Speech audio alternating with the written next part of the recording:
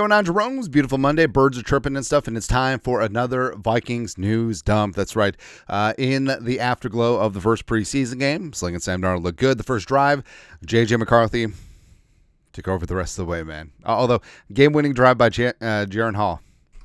Sure. But future is bright, and also, I know that everyone's writing off the Vikings this season. They're a young team, moving on from Kirk Cousins as well as Danielle Hunter, but I think this Vikings team is going to be a little bit spicy, right? They're going to make mistakes, yeah, and they're still going to grow and show. They got some growing pains, sure, but you got Jefferson, you got Darisaw, you got Addison, Hockenson eventually. It doesn't matter who's under center, and the defense, the defense will get extremely better once Flores is allowed to play Flores ball. All right, so preseason is just the worst, right? But either way, really looking forward to this. Also, I mean, this season is basically encapsulated like this is just a meme.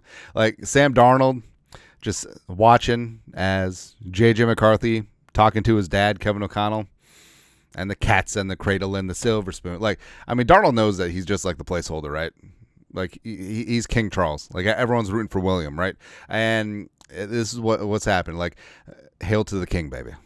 That's right. But doesn't mean that Darnold can't play well this year. Absolutely. Also, speaking of playing well, also doing well, our guy Eli Corbett, absolutely on one, graphic designer extraordinaire.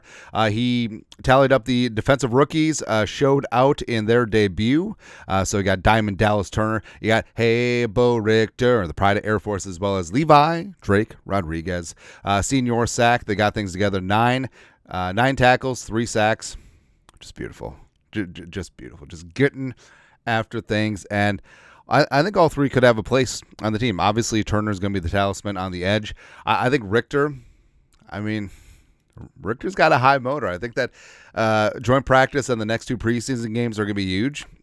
I think it's putting a little bit of the cart before the horse to say that he's 100% going to be on the 53, but I think he's made a very good case. And Levi Drake Rodriguez, like, he needs to be in the rotation this year.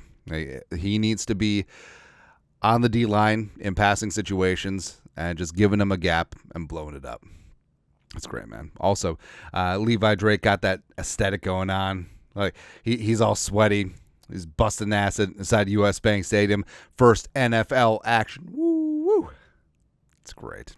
Yeah, also, love the draft profile of him, the Athletic. Plus, the video of him getting the phone call from Kwesi and Kevin O'Connell, and they got a bunch of people inside their house and just like super amped up for this kid. I love it, man. It's also, I want him to keep number 50. I feel like it works for him.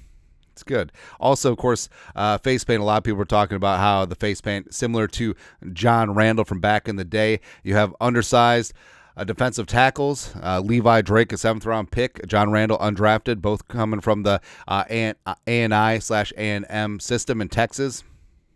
It's awesome, man. It's awesome. Like they bring the fury, they bring the heart and hustle, and hopefully it can be similar results. Now, maybe not first ballot Hall of Fame, but I'll take second ballot Hall of Fame for LDR. There you go. Speaking of Hall of Fame, so Chase Daniel, who will be in the Hall of Fame for killing the Vikings, put up a couple clips. Like, he was overall really impressed by J.J. McCarthy. He put this out. J.J. McCarthy was dealing yesterday. Talk about staring down the barrel at quarterback. This might be one of my favorite throws of the weekend. Takes a lot of courage to sit in the pocket like that. Now, on this one, McCarthy delivered a dart after there was a miscommunication up front. Raiders played some games up front. There was a delayed blitz, and basically, like, Rouse and T-Rob had a miscommunication, and yeah, is what it is. It happened. Like, not a good rep by Rouse, but Rouse overall, played pretty good. All right, but I mean, McCarthy stood in the pocket, delivered a strike, and even going back to Michigan, you could tell that he was doing that, and that speaks to grit and toughness, and also it speaks to his spatial awareness, which he credits hockey with. And it's like that shot in the Rose Bowl he took from Dallas Turner off the flea flicker. Like, he knew that Turner was going to light his ass up, but he still delivered a strike. And that's exactly what you need to do, because too many young quarterbacks, they just stare at the rush, and they feel phantom pressure, like they start seeing ghosts in the pocket, and it's over. It's finito, right? And that's one of the things that stands out about McCarthy. Not just the arm, not just the athleticism, just the pocket awareness and the willingness to stand tall in the pocket and deliver a ball under duress. All right, and he puts the entire package together. It's great. Also great. So we know that McCarthy's into meditation, a little bit of yoga, namaste, nasty, but of course he's quoting Lao Tzu. That's right. So JJ McCarthy on Instagram, location Mount Everest. Because again, he's climbing. Once he gets to the top, he's going to leave a bunch of poop up there too, and a bunch of dead tourists. But McCarthy, quote, "The journey of 1,000 miles begins with one step." Lao Tzu. Of course, JJ McCarthy would be quoting Lao Tzu, man. Come on. Or it's like, what's the one that we have? Oh, from the Donna Shell era. If you're not getting home with 4, send some more. That might have been one of my favorite memes. It's good. Also good. Some Vikings crush it in their initial PFF grades. Jalen Speedy Naylor had a couple of great catches from Darnold. Also caught the opener from McCarthy. McCarthy up there too. 84.9 PFF, the best of the weekend. Well, pending on Bo Nix. We'll see. Tristan Jackson doing some damn work, too. I think Jackson's made a very good case to roster this year. Dallas Gant, the pride of Toledo / Ohio State, getting it done, as well as I think that he could be a high-end special teams guy, too. And also, hey, Bo Richter, getting it done. Just every single play, Bo Richter was in the backfield. Just bringing it, man. It was awesome, man. Other side of the coin. So we need to have a conversation about Ed Ingram. I don't think that he deserves to have right guard on lock. I think that if Reisner doesn't replace him before week 1, Ingram needs to be on a very quick hook. All right, because you have a viable option on the bench to start in place of Ingram, a guy that started last year for you and played at a very decent level. So let's see. Jackson's run blocking, blah. Kinkene's pass blocking. Overall, Kinkene and Ty Chandler's pass blocking was not great. That's why Aaron Jones is going to be so valuable. Brian O'Neill didn't have very good reps, but is what it is. Murph just had a bad day all around. Asamoah was sort of hit or miss out there. No. Theo Jackson led the team in tackles, but coverage-wise got picked on a little bit. And I do think that a part of the secondary getting exposed, it wasn't so much as like, hey, we're going to get our asses beat.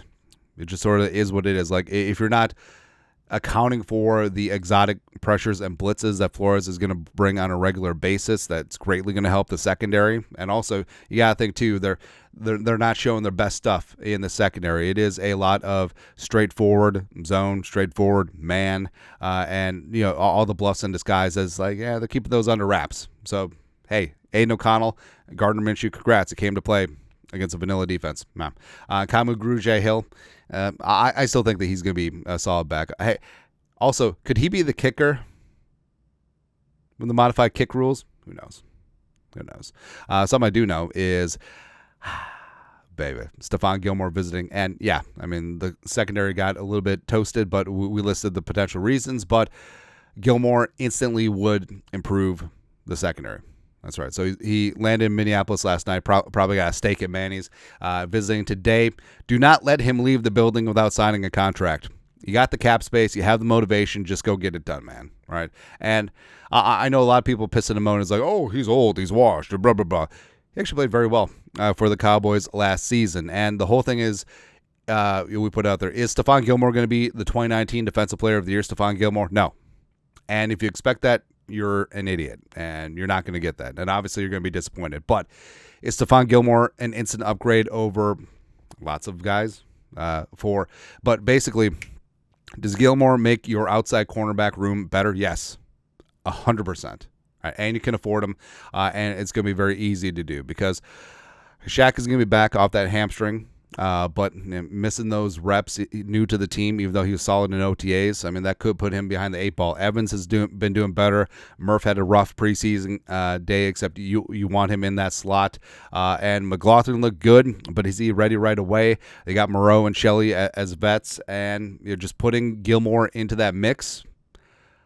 I would say Gilmore into that mix, he's automatically the best corner, even at his age. And I would say that even Gilmore approaching 34 would be better than when the Vikings signed Patrick Peterson in 2021. I think that he would be coming in at a higher level than P Squared was at that time. And also, P Squared played good. Yeah. Also, speaking of Vikings corners, so Malik Blackmon recovering from that torn ACL. I haven't seen any news about him having surgery, but he put out on the gram that he's putting in some work on the stationary bike. He's at Lifetime Fitness. LF. It's funny. Anyways, but so this is common, like even before surgery, because when I tore my ACL back in high school, like you can walk on it. Like you can walk with a torn ACL, and they actually delayed my surgery for about a month to let swelling go down. But they do want you to stay active and keep the muscle strength there. And obviously with Blackmon, probably getting world-class advice as well. And like I said, usually the team officially announces when the players had successful surgery. So Blackmon getting after things now. I know the Floridas have said that Blackmon's been bugging him about, hey, make a deep playoff run, I'll be back. Nah. Well, we'll see him next year. He'll be hungry to get after things, and I love me some Malik Blackmon, man. Like he's gonna be a stud. He's gonna be very, very good in this league for a long time, and hopefully, rehab goes really, really good, man. Also, so Sunday it was would have been Kyrie Jackson's 25th birthday, and of course it's a horrific tragedy that it's going to hang over the team for a while. And as we've said, like Diamond Dallas Turner's been fantastic in this. Like he and Kyrie, teammates at Alabama, same draft class, gonna kick some ass on the Vikings defense again together. And Turner's definitely taking this one to heart, and posted on Instagram. Great picture of him and Jackson's family on the sideline before the preseason game. Turner's debut tore things up against the Raiders in honor of Kyrie.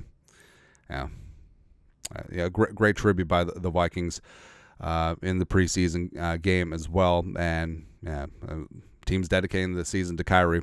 They're gonna get after things, and love me some Kyrie, and also love me some Dallas Turner. Got ourselves a good one. That's right. Anyways, that's it. That is Vikings news dump for this beautiful Monday. You guys are the best. You know what to do. Skol, production value.